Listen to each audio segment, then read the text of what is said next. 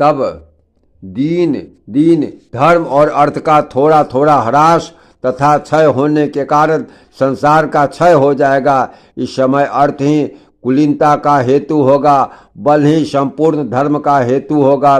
पारस्परिक रुचि ही दाम्पत्य संबंध की हेतु होगी, स्त्रीत्व ही उपयोग हेतु होगा, अर्थात स्त्री की जाति कुल आदि का विचार न होगा, मिथ्या भाषण ही व्यवहार में सफलता प्राप्त करने का हेतु होगा, जल की सुलभता और सुगमता ही पृथ्वी की स्वीकृति का हेतु होगा, अर्थात पुण्य क्षेत्र आदि का कोई विचार न होगा। जहाँ की जलवायु उत्तम होगी वही भूमि उत्तम मानी जाएगी। यज्ञोपवीत ही ब्राह्मण तत्व का हेतु होगा, रत्न आदि धारण करना ही प्रशंसा का हेतु होगा, बाह्य चिन्ह ही आश्रमों के हेतु होंगे,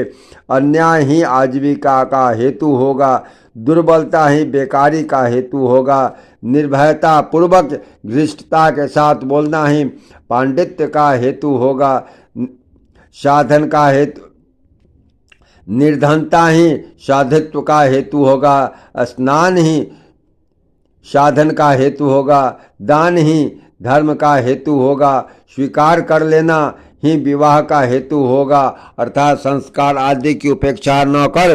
पारस्परिक स्नेह बंधन सहित दाम्पत्य संबंध स्थापित हो जाएगा। भली प्रकार बंध ठहर कर रहने वाला ही सुपात्र समझा जाएगा। दूर देश का जल ही तीर्थोत्तक